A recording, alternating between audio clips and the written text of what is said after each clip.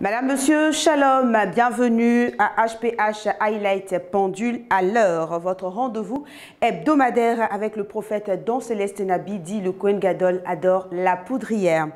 Alors, pour ce highlight, penchons-nous sur la question de l'unité du corps de Christ. Est-ce une vraie préoccupation pour tous ou simplement un terme générique? Et si derrière toutes ces campagnes en faveur de l'unité de l'Église se cachent des desseins inavoués? Ces snipers postés contre l'unité et l'ordre dans le corps de Christ, qui sont-ils et que gagnent-ils? Je ne saurais vous expliquer les tenants et les aboutissants de ce thème. Je vous laisse donc en compagnie du prophète Don Céleste Nabi pour la suite.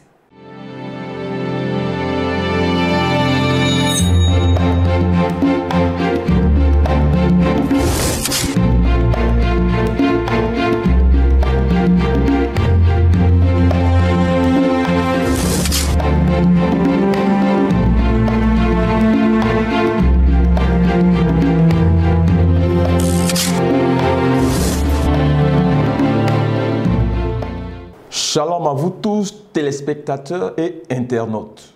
Recevez la grâce de Dieu dans vos maisons au nom de notre Seigneur Jésus-Christ de Nazareth.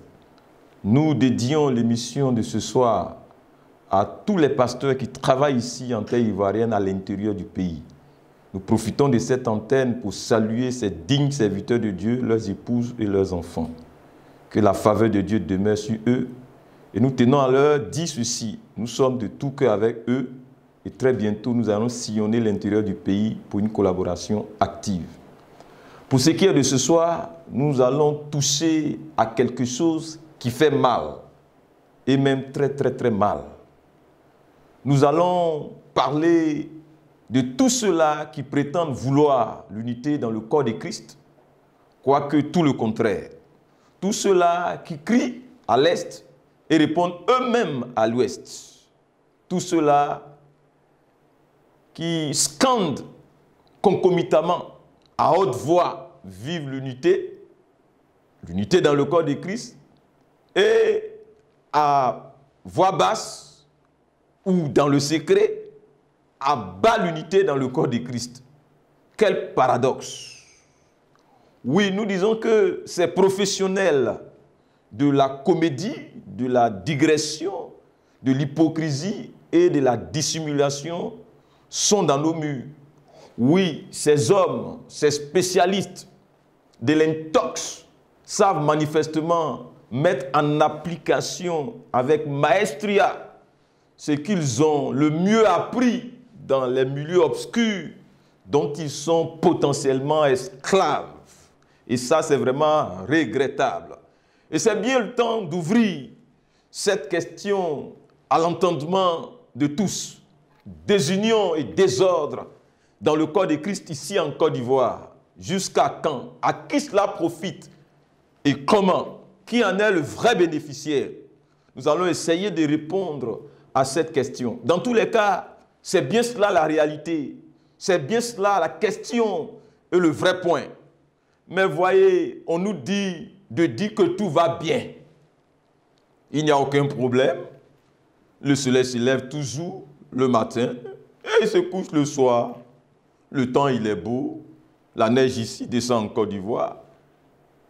Mais voici donc tout un balai diplomatique et toutes les formes possibles de pression et de dissuasion, d'intimidation qui vise nous réduire au silence, mais qui paradoxalement ne fait que nous encourager davantage. Et si Dieu exauçait le vœu et les prières de ses impies, nous serions déjà rassurés, vous, à Williamsville. Mais jamais cela n'arrivera. Voyez, on ne fait que nous rabâcher à l'oreille à longueur de journée, de semaine, que tout va bien. On nous dit de faire comme si tout va bien. Oui, on nous dit de faire comme si on ne voyait rien.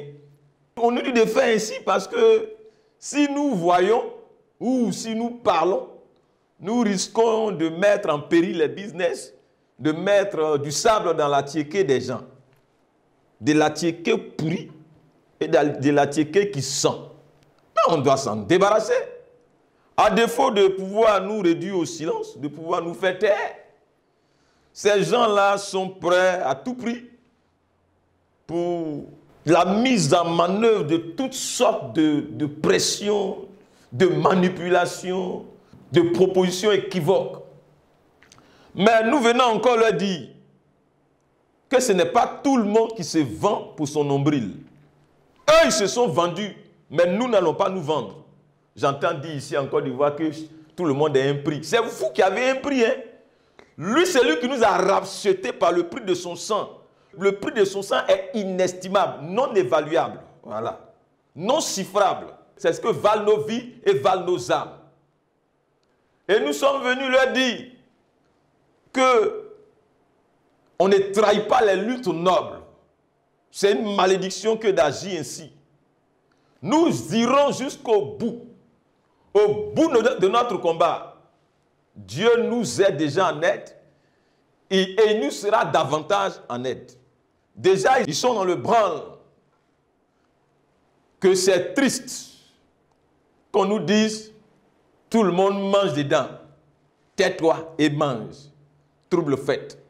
Tu as quel problème même? Et il paraît même que Dieu lui-même mange dans ça. Qu'il y gagne pour son compte. Qu'il est dans le club.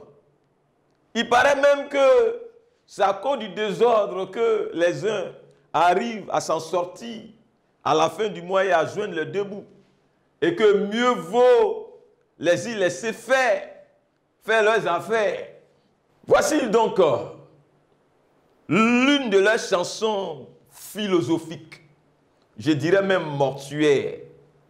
Dieu lui-même voit, il le voit, il le sait. S'il n'était pas d'accord, il aurait pris ses responsabilités depuis pour agir. Quel blasphème!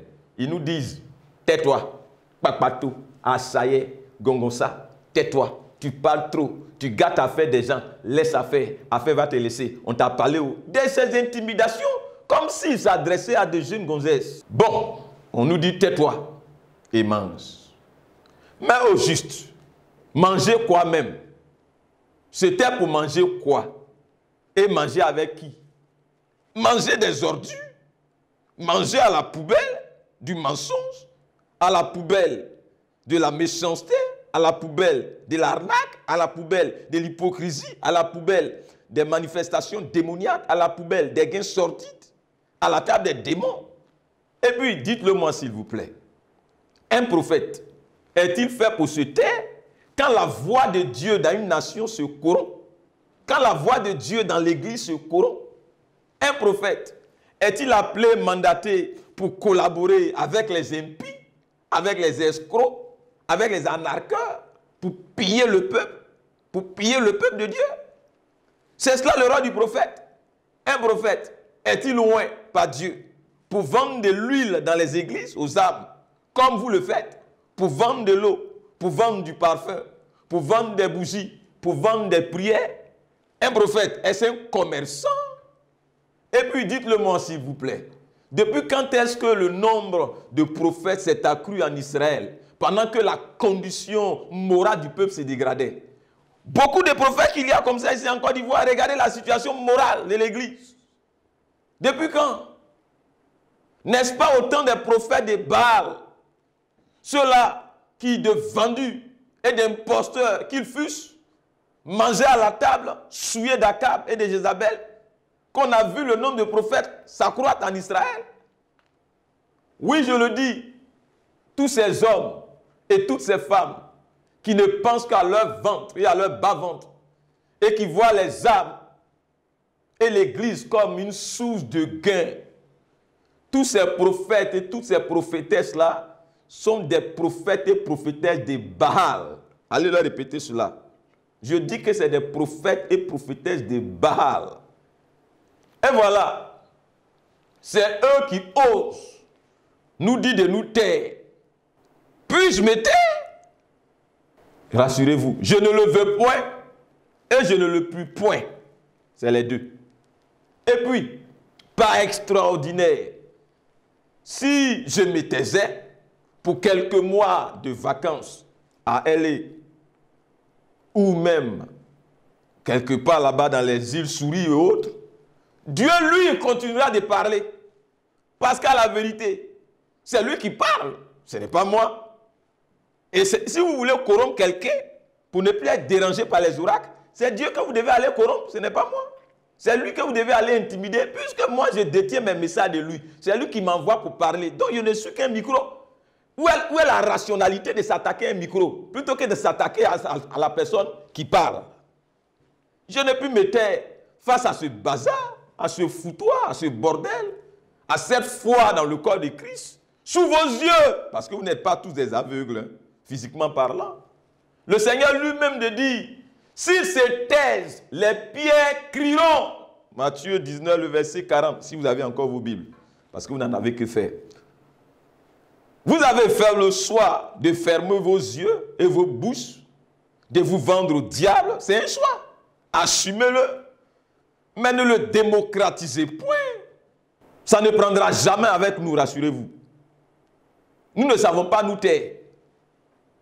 Nous ne savons que parler de la part du Pantocrator, le Tout-Puissant, selon les Grecs. Paul dit, malheur à moi, si je n'annonce pas l'évangile. Ésaïe dit, me voici Seigneur, envoie-moi.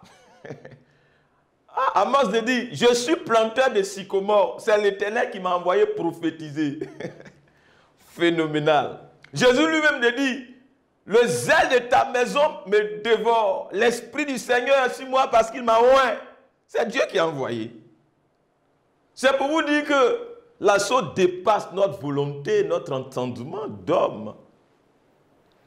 Nous sommes survoltés par une onction qui nous pousse à parler sans aucune peur de la part de Dieu. Et Dieu en endosse la pleine responsabilité. Nous ne voyons rien en face qui soit susceptible de nous arrêter ou de nous distraire. Nous irons jusqu'au bout de notre lutte. Et après, rassurez-vous, nous allons passer le flambeau à la prochaine génération. Loin de nous, et même très loin de nous, l'idée de trahir Dieu, de trahir l'Église. S'il faut choisir entre trahir Dieu et être rappelé par Dieu, mais le choix est déjà fait. Nous préférons être rappelés par Dieu que de le trahir. Et comme c'est lui qui rappelle ses serviteurs à lui, rien ni personne ne pourra mettre un terme à notre mission avant le temps. Parce qu'il est au contrôle. L'anglais dit, he is in control. God is in control. Venons-en à ce désordre que nous décrions dans le corps de Christ ici en Côte d'Ivoire. Que se passe-t-il exactement? Mais il se passe que de nos jours, il y a des choses très bizarres, des pratiques très obscènes et choquantes, des enseignements obscurs, bidons, dans les églises. Et ça nous dérange. Ces choses-là, voyez-vous, ont perverti l'église. Elles ont dénaturé le corps de Christ dans le fond et dans la forme.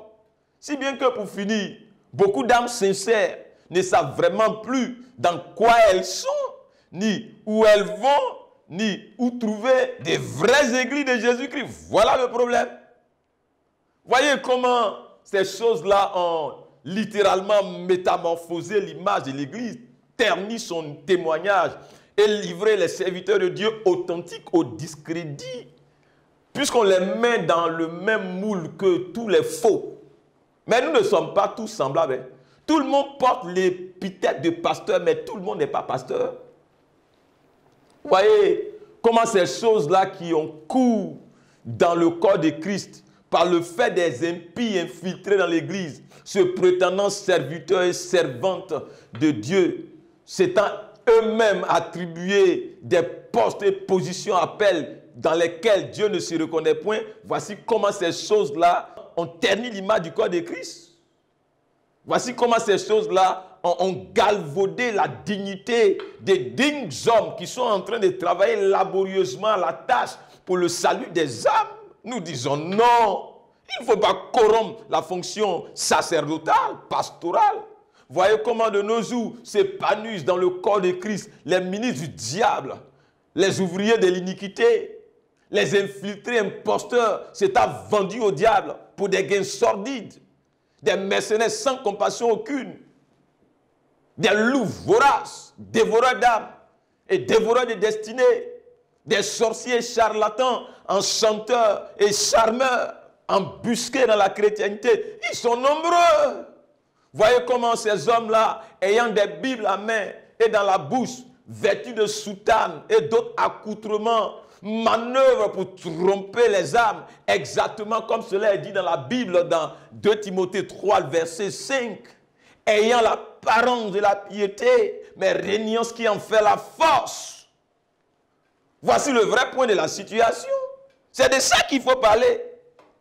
Et très tristement, pendant que tout cela a lieu à coup sous nos yeux à nous tous, pendant que le danger est là et que la plaie est béante et qu'elle tend même à métastaser, voyez, on nous demande de fermer les yeux là-dessus. On nous demande de ne rien voir, de devenir aveugle. On ose même nous parler d'aller à l'unité dans le corps de Christ. On nous sollicite aux noces avec le diable et ses démons. On nous sollicite aux fiançailles avec les esprits démoniaques. Franchement. Pendant que, comme nous le dit 2 Timothée 3, versets 8 à 9, ces hommes s'opposent à la vérité et que leur folie est manifeste pour tous. Voyez, pendant que ces hommes-là ne s'en cachent plus et qu'ils opèrent visiblement et librement sous nos yeux à visage découvert, de façon médiatique au grand jour, en nous narguant, on nous demande de s'unir à eux. Au nom de l'unité, on nous prône l'unité, on nous prête l'unité, on nous convie à l'unité, à des alliances contre nature. On ose même nous dire que dans ces conditions, c'est l'unité seule qui pourra régler le problème. Franchement, quel délit, quelle démence incroyable. Voyez, pendant que la Bible nous dit dans Tite 1, verset 10 à 11, qu'il y a en effet surtout parmi les circoncis, c'est-à-dire les chrétiens, les pasteurs, les bishops, les apôtres, les prophètes, les enseignants de la parole de Dieu, les évangélistes, etc., il y a beaucoup de gens rebelles, de vains discours séducteurs à qui il faut fermer la bouche, pendant que le texte nous demande de leur fermer la bouche parce qu'ils bouleversent des familles entières pour des gains honteux à travers ce qu'ils enseignent. Voici qu'on nous convie à aller à l'unité avec eux au nom de je ne sais quoi. Pendant que les Écritures nous recommandent très clairement de les refuter, de leur faire un écran opaque, de leur fermer la bouche en affirmant la saine doctrine et en établissant une ligne doctrinale claire à travers un exposé doctrinal clair et persuasif tel que celui que nous sommes en train de mener. Voici que des présumés leaders vendus, enténébrés, lesbotes des démons, wagmès coustriers du diable, nous parlent d'aller à l'unité dans le foutoir, dans le décor, dans le bazar, dans le chaos. Pendant que prévalent dans le corps de Christ toutes sortes de confusions, des confusions gagne-pain, expressement voulues et entretenues. Voici que des pseudo-leaders nous convient à l'unité. Je ne sais de quelle unité ils parlent. Pendant que bourgeonnent à la gloire des démons toutes sortes de sectes pernicieuses, pseudo-chrétiennes, asphyxiant l'église visible, enseignant et faisant des choses fortement contraires à ce que enseignent les saintes écritures bibliques, on nous parle d'aller à l'unité avec de telles personnes. On nous parle de programmes communs, de programmes conjoints de prière. On nous dit par digression d'aller à l'essentiel. Mais franchement, pendant que des prétendus pasteurs, révérends, apôtres, bishops, aux allures effroyables, pendant que de prétendus prophètes, toujours eux et encore eux, pendant que de prétendus évangélistes, d'une moindre mesure, parce qu'ils sont un peu plus sérieux et autres, pendant que tous ceux-là sont en train de faire toutes sortes de choses bizarres, ils s'adonnent à toutes sortes de travers dans le ministère, dans le corps de Christ, dans les églises, hein, à travers la promotion de salut illusoire, fantasmagorique, hein, qu'ils font passer sous le couvert d'évangiles vraiment bizarres de séduction, qui ne sont rien d'autre que je dirais même des tissus pourris de mensonges. Pendant que tout cela accourt dans l'église, on nous chante unité, aller à l'unité, aller à l'unité. Pendant que cela a lieu dans l'église, on nous parle d'unité, on nous présente l'unité comme l'urgence.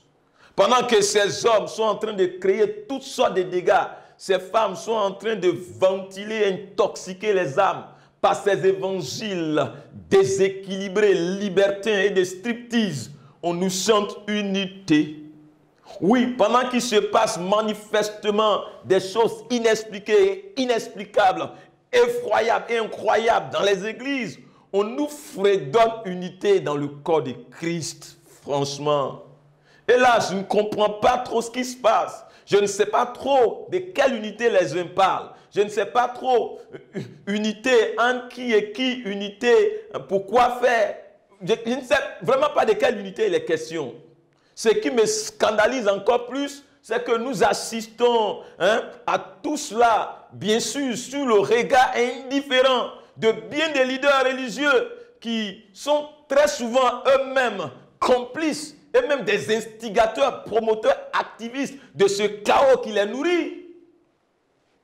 Avant d'aller plus loin, dites-moi s'il vous plaît, y a-t-il quelque chose de plus essentiel que Christ, qui Christ est pour la foi chrétienne? Y a-t-il quelque chose de plus essentiel que la saine doctrine, que le salut authentique? Franchement, il faut être un païen pour penser autrement. Il faut être potentiellement envoûté pour croire à autre chose. Vous savez, le renversement des priorités est l'une des stratégies du diable. Les forces d'urgence sont une manœuvre des démons, de même que la dissimulation. Satan a horreur qu'on touche aux vraies réalités qui prévalent dans un environnement. C'est une façon pour eux de botter en touche les vraies questions et de distraire le peuple en les enrôlant dans des aventures redondantes sans suite afin de les perdre dans l'océan des rêves et de la fiction. Tout cela pour qu'ils perdent inutilement leur force et leur temps jusqu'à épuisement dans des vanités. Franchement. Mais nous sommes venus clamer haut et fort que nous ne nous reconnaissons point dans cette urgence et nécessité mise au compte de l'unité, unité diabolique à travers l'œcuménisme, à travers le syncrétisme, à travers l'apostasie, à travers les compromissions, à travers tout ce qui est rassemblement contre nature et voilage d'apostasie. Nous nous en désolidarisons absolument, d'ailleurs, et résolument, fermement et fortement. Nous contestons absolument et en toute responsabilité cet appel à la prostitution, à la dépravation spirituelle universelle, cet appel à la démocratisation de l'apostasie à l'échelle nationale et internationale. Quelle que sera ou pourrait être la motivation affichée au nom de l'unité, savoir tolérance religieuse, quelle que sera la forme que cela pourrait prendre, dialogue interreligieux, rapprochement interreligieux, nous ne nous sentons point concernés. Je dis bien point. Pour nous, c'est de la pure fornication spirituelle, c'est de la masturbation psychologique, c'est le chien qu'on traîne de manger ce qu'il a vomi hier et la truc qu'on envoie se vautrer dans le bourbier après s'être lavé. Nous ne sommes pas des porcs ni des chiens. Pour nous, tous ces vocables agréables aux oreilles que nous venons d'évoquer, c'est du pareil au même. Pour nous, il est clair que tout cela rentre dans le cadre de l'obscurcissement continu de la foi chrétienne et de l'Église, surtout en ce 21e siècle où les bases de la religion mondiale sont lancées. Sous l'égide, bien sûr, de ces concepts subliminaux dont le dialogue interreligieux, l'œcuménisme, la tolérance religieuse, la fraternité égalitaire, le rapprochement interreligieux, la richesse interreligieuse, c'est-à-dire le fait de s'enrichir à travers la religion de l'autre, etc., etc. Nous voulons terminer ce paragraphe pour être très clair de façon ouverte que nous ne nous reconnaissons point en toutes ces choses bizarres dont on ne sait vraiment pas qui est derrière, sinon que c'est le diable. Voilà. Que tous ceux-là qui se sont infiltrés dans l'Église pour la détruire de l'intérieur soient rassurés d'une chose. Nous avons vu dans leurs yeux et nous ne resterons pas, pour ne même pas dire point, les mains croisées pour les laisser faire. Eux, ils n'ont pas d'ombrage. Nous allons les traquer de toutes parts comme des rats et des souris par le moyen du feu. Dans tous les cas, il est manifeste que pour l'heure, de faux évangiles et donc de faux courants de christianisme avec des promoteurs totalement vendus au diable, des vrais démons revêtus d'enveloppes humaines, se faisant passer pour des êtres humains, sont en train de dangereusement et librement sévir dans la galaxie chrétienne, ici en Côte d'Ivoire et même bien au-delà. Oui, la foi chrétienne biblique est agressée à l'échelle mondiale par des éléments infiltrés au milieu de nous, se faisant passer pour les nôtres. Quoique non, puisque bossant pour le diable avec la collaboration bien sûr des démons. Leur vision, ça n'est rien d'autre que la perdition massive des âmes et l'obscurcissement de la foi chrétienne biblique authentique à travers la confusion, la ruse et l'invention des fausses priorités pour occuper inutilement les chrétiens, les âmes avec des programmes bidons tout en remplissant leur assemblée de païens qu'ils veulent maintenir tels, c'est-à-dire les maintenir païens. Quoique ces hommes-là, ces âmes-là soient désireuses pour les unes de se convertir véritablement à Christ. Quel cynisme! Quel cynisme!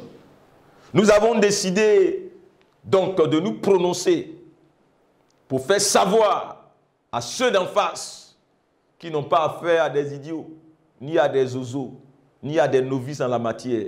Et pour nous, c'est l'heure. Rassurez-vous, nous irons jusqu'au bout de notre combat. Jusqu'au bout. Sinon, comment comprendre que pendant que la foi chrétienne est agressée, la foi biblique authentique est agressée, on nous demande de nous unir à des impies. On nous somme de nous unir à des gens équivoques. S'unir même avec qui? Autour de quoi? Et pourquoi faire? Mais venez nous répondre. Comment comprendre que pendant que la saine doctrine est en train d'être pervertie, on nous parle de s'unir et de se soumettre à des apostats, à des sorciers qui n'ont que faire de la Bible. Oui, on nous demande de faire allégeance à des impies, à des imposteurs dans la foi, occupant des positions de leaders. Vous pensez que vos titres là, ça nous effraie? Prenez toutes les formes de titres que vous voulez, mais ça ne nous dit absolument rien. On nous demande de nous unir à des charlatans féticheurs marabouts embusqués dans la chrétienté sous prétexte qu'ils seraient des autorités et qu'ils seraient demandés de se soumettre aux autorités en Christ. Il est demandé de... Est-ce qu'il est demandé dans la Bible de suivre bêtement des gens qui se présument autorités? De les suivre comme des moutons, des poulets ou des dindons pour aller en enfer avec eux? À laquelle le lait, mais c'est insensé. Jamais Dieu n'a dit ça. La Bible dit au contraire dans Éphésiens 5, verset 11, ne prenez pas part aux œuvres infructueuses des ténèbres, mais au contraire, condamnez-les. Dites-le moi s'il vous plaît. S'unir, d'accord. Mais s'unir sur quelle base au juste? Voici le point. Voici la question. S'unir, d'accord. Mais s'unir autour de quoi? Autour de quelle ligne doctrinale? Autour de quelle vérité doctrinale? Autour de quelle valeur? S'unir, d'accord, mais avec qui et pourquoi faire? S'unir pour aller où? S'unir au nom de qui? S'unir pour aller en enfer? Pour aller à la débauche? Pour fermer la bouche sur les travers? Pour apostasier? Pour se compromettre? Pour vivre comme des païens? Pour vivre dans le faux, le mensonge? Pour se couvrir les uns les autres dans les abominations, pour être solidaires dans les souillures, c'est ce que vous appelez unité? Au fait, comment voulez-vous qu'on s'unisse en Christ? Avec des sorciers? Avec des spirites occultes embusqués au milieu de nous? Avec des dealers? Avec des féticheurs? Avec des mythomanes, des menteurs de métier? Avec des apostats? avec des serpents venimeux, avec des ambassadeurs du diable. Mais comment est-ce possible? Vous ne lisez pas vos Bibles. Quel accord y a-t-il entre Christ et Bélial? La lumière et les ténèbres. Où voulez-vous nous envoyer? Que cela soit très clair pour tous. Il n'y a pas d'unité sans la vérité. Sinon, c'est de l'hypocrisie. Et pour nous, la vérité, c'est d'abord Jésus-Christ. Qui Jésus-Christ est? Pour nous, l'unité, c'est d'abord la saine doctrine. Parce que c'est Jésus qui n'était pas le Christ, qui sont devenus le Christ.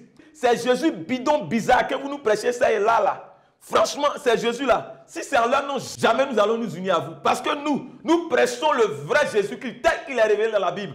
Dieu est fils de Dieu. Dieu fait homme. Que cela soit clair. Le Jésus Dieu, le Jésus qui est venu mourir à la croix et dont le sang efface les péchés de quiconque le confesse comme Seigneur et Sauveur. C'est ce Jésus-là que nous prêchons. Le Jésus qui nous demande de vivre dans la sanctification. Le Jésus qui nous a dit qu'il viendra. Il est clair, ce Jésus, il est bien décrit dans la Bible. C'est lui à qui nous convient. On doit s'unir. Autour de quelle doctrine? Vos doctrines bidons là, vos doctrines libérales, vos doctrines équivoques, vos doctrines de démons. Franchement. Voici notre position non négociable. Exposez-nous d'abord très clairement votre ligne doctrinale. Puis on verra si oui ou non on peut s'unir. Parce que vous n'avez pas le monopole de la vérité doctrinale. Ni nous non plus. Mais il faut qu'on s'accorde sur un socle commun. Les disciples s'accordaient. Oui, c'est d'abord la doctrine. Parce que c'est la doctrine seule qui peut permettre au corps de Christ d'être uni. Qu'est-ce qui nous a divisés au temps du protestantisme? N'était-ce pas la doctrine? Vous voulez qu'on fasse fi de la doctrine pour revenir encore sous le joug du formalisme religieux, des travers de l'église institutionnelle d'hier?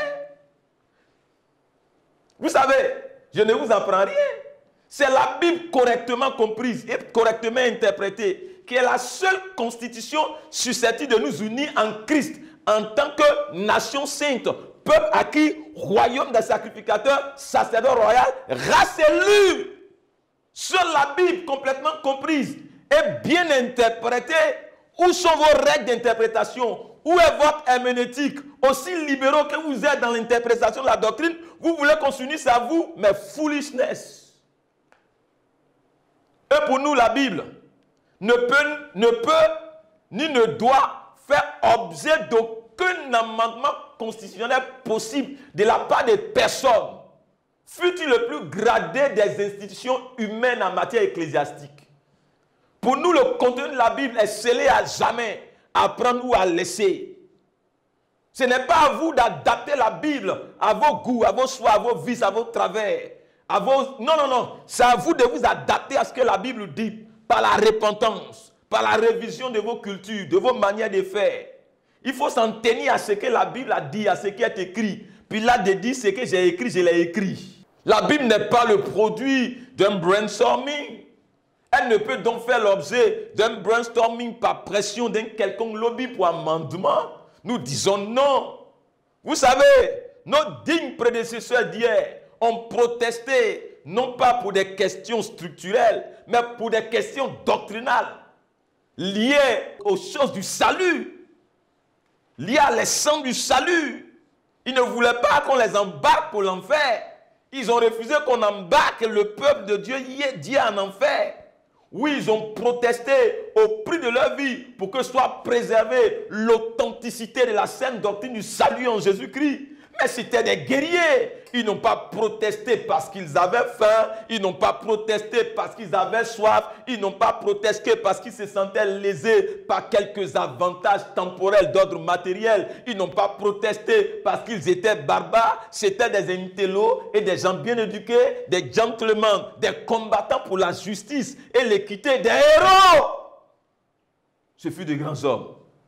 Nous n'avons donc pas le droit de trahir leur mémoire par une quelconque affaire de compromis doctrinal qui serait de nature à saper la voie du salut authentique qu'ils ont laissé en bonne et due forme. Nous n'avons pas le droit de retourner manger ce qu'ils ont vomi hier avec dégoût. Nous n'avons pas ce droit. Nous n'avons pas le droit de trahir la lutte pour laquelle certains d'entre ces dignes hommes ont été passés au bûcher, on les a brûlés vifs hier. Non, nous n'avons pas ce droit, bien-aimés. Pasteur, nous n'avons pas ce droit. L'histoire nous regarde, Dieu nous regarde.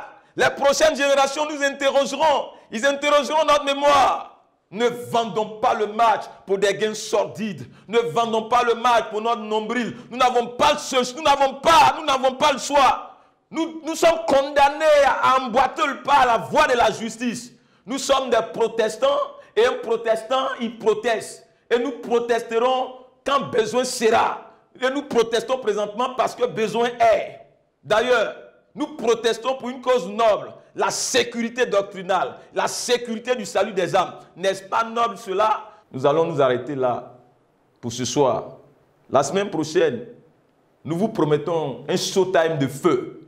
D'ici là, paix sur vos maisons, paix sur vos familles et gloire à Jésus-Christ dans vos vies. Christ vous comble de grâce sur grâce et vous rassasie de longs jours. Vous avez suivi HPH. Merci pour ces précieuses minutes dont vous venez de nous faire grâce. Ce fut un honneur pour moi d'être avec vous, de partager ce temps avec vous. Que la gloire revienne à l'homme de Galilée. Shalom. Et c'est déjà la fin de ce highlight. C'est clair que nous reviendrons sur cette question la semaine prochaine. Ces snipers postés contre l'unité et l'autre dans le corps de Christ, qui sont-ils et que gagnent-ils? Mais déjà quelques éléments de réponse qui nous permettent de savoir qui sont-ils exactement. Que gagnent-ils? On en parlera la prochaine fois. Portez-vous bien. Shalom.